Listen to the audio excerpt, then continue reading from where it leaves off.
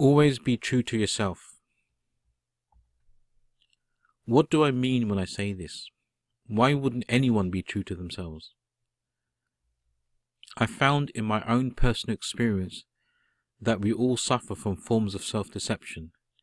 This is not necessarily always a bad thing, because self-deception is part of our natural defense mechanisms to protect ourselves from perceived danger to our sense of self and the values that we hold dear. However, this self-deception can also lead to not being true to yourself and your aspirations. We are so busy building walls to protect ourselves that we sometimes forget who we really are. This creates a sense of being lost and not really knowing why.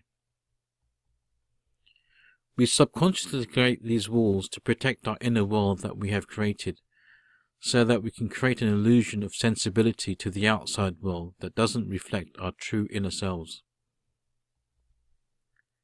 We have become convinced that these illusory walls represent ourselves, and we become embroiled in maintaining these illusions and spending most, if not all, of our energy to keep this illusory barrier up.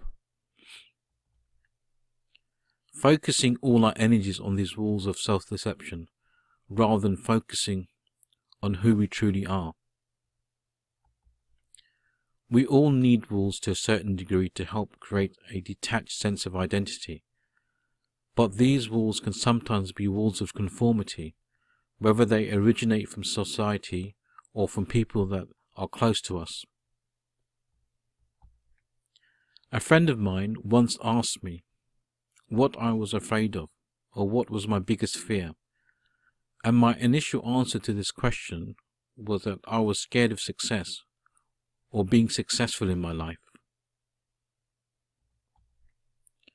But having spent some time pondering this question, I began to realize that my answer was an unconscious reaction of self-deception, and my real fear was to be my true self to the world, fearing recrimination or shame.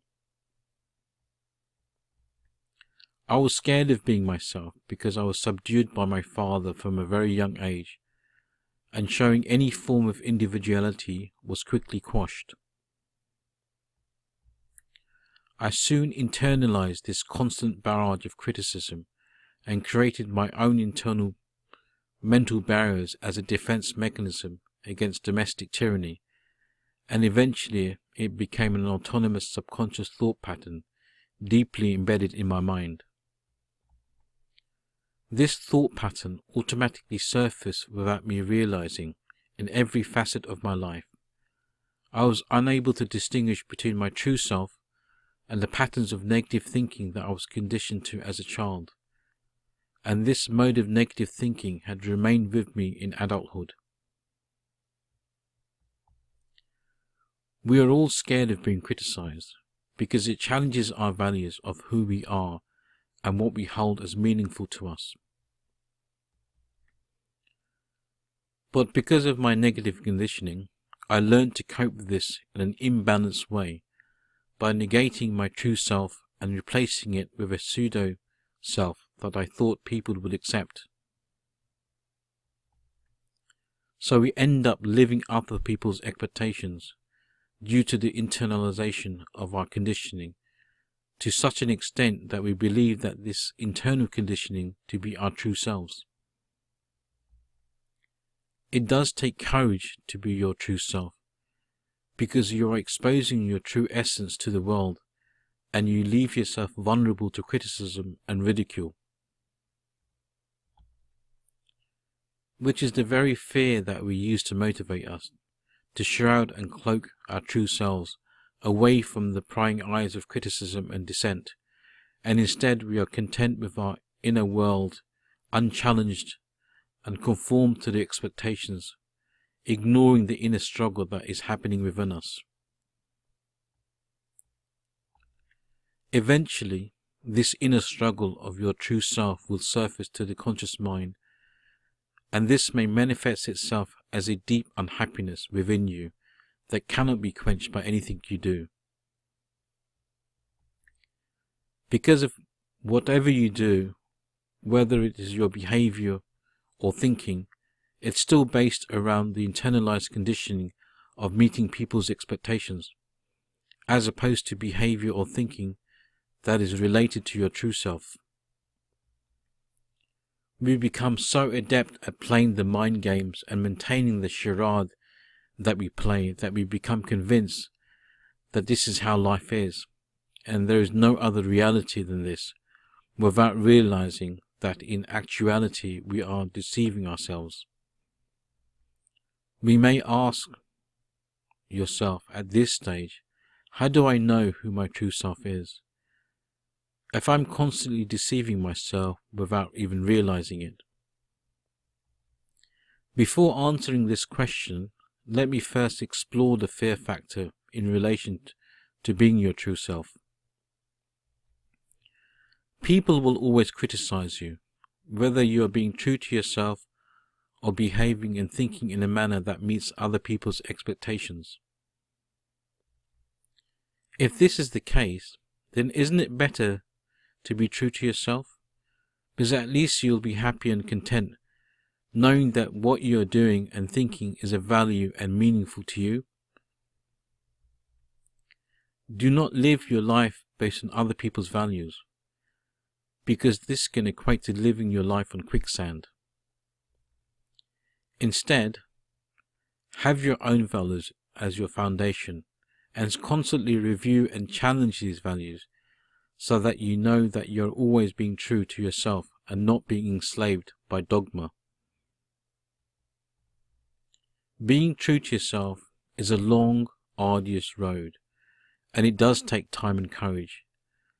You will encounter many obstacles in your path, emanating both internally and externally. But the prize of this journey is true, authentic happiness and contentment. So how do you know your true self? I can only answer this question from my own experiences. For many, many years, I struggled with the search of being my true self, and I put many obstacles and excuses in my way to distract myself away from the pain of not being my true self. After many years of procrastinating and deliberating over my condition, I decided the only way forward was to break out of the shackles of self-enslavement, was to take action, and to forget about all the limiting beliefs that I held, and to act on my intuition. I have always loved writing as a child, and admired writers and their craft, and secretly yearned longingly to be like them. I remember as a child, before the conditioning set in, before the inhibitions limited me, and before the self-deception took a life of its own, my dream was to become a writer. But I looked at this as a pipe dream, and let the experiences of my life mar my sense of self, and let my emotional wounds fuel the need for the illusory walls that they put. My dream soon sank into the depths of my subconscious mind and was forgotten about. I did have glimpses of hope of my dream. When I was at university, I wrote some articles that were received well by others, and I even attempted to pursue a career in journalism as my chosen field. But then my dream was quashed again by life's demands, and the dream returned back to the depths of my mind. Many, many years had passed since then, and I had almost forgotten about this dream. But on a visit to Egypt, I found myself sitting in a hotel room all alone, with nothing to do and nowhere to go. So I started writing. I took solace in my writings, and I began to realize, slowly but surely, that I was moving towards my true self. I felt a sense of freedom and liberation that I had never felt before. I started to feel more like my true self in the process of writing. If you want to find your true self, always remember the dreams that you used to have as a child, and how you felt. Reignite these dreams and turn them into reality. You'll come to the realization that this is your true self because you feel a sense of freedom and relief within you. Your actions will become an expression of your true self. My writing is my self-expression of my true inner self. But for you, it could be music, art, counseling, helping others. The list is long and individualistic to you. I cannot emphasize enough the need to express your true self and to release the inner struggle within you so that you are no longer in internal conflict and fighting with yourself. Whatever your true self is, it should be self-healing. You heal yourself by being your true self. You align and harmonize your heart, mind, and soul. The expression of your true self flows and integrates you as a whole person, while at the same time healing you and bringing energy and enthusiasm back into your life. This leads to your self-expression becoming an expression of the values of your true self, as opposed to your pseudo-self. Your self-esteem will be based on your true values and the authentic you, rather than being based on external things or expectations. There is a certain element of risk in exposing your true self to the world, but the benefits of being your true self far outweighs not being yourself and living a lie. You owe it to yourself and the world to be your true self, to be the best person you can possibly be. Your vulnerability in exposing your true self will give you an inner strength and freedom that you will not have experienced before, and it will harmonize and free you in ways that you didn't expect. Imagine how poorer the world would be if people were not true to themselves. If Muhammad Ali, the famous boxer who sacrificed his boxing career because he refused to enlist in the army as it went against his values and his true self. Instead, he chose to take a stand and become a beacon of inspiration to others who were afraid to stand up for themselves in a period when black people were subdued. Or Maya Angelou, who bravely wrote about her life growing up as a black woman living in the time of the civil rights movement in her book, I Know Why the Caged Bird Sings. She showed courage and bravery in being vulnerable, and in doing so she inspired so many people.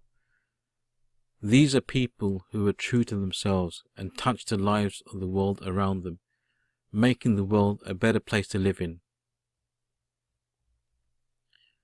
Being true to yourself will also give strength and courage to others to be themselves, and to show them that it's okay to be yourself and to be vulnerable, and that they are not alone in their pursuit of living their dreams and being true to themselves. People will be able to relate to your vulnerability, and by doing so will embrace their own vulnerability and accept this condition with courage and dignity to begin the process of being their true self. Being true to yourself will inspire you to be the person that you have always meant to be, and in doing so, you will inspire others and add value not only to your own life, but to other people's lives as well. It is very important to me that on my journey of being true to myself, that I also help other people in their journey in life as well. If my insights and path that I have chosen to lead gives light to someone else, then I will not only achieve making my life better, but I'm making other people's lives better at the same time.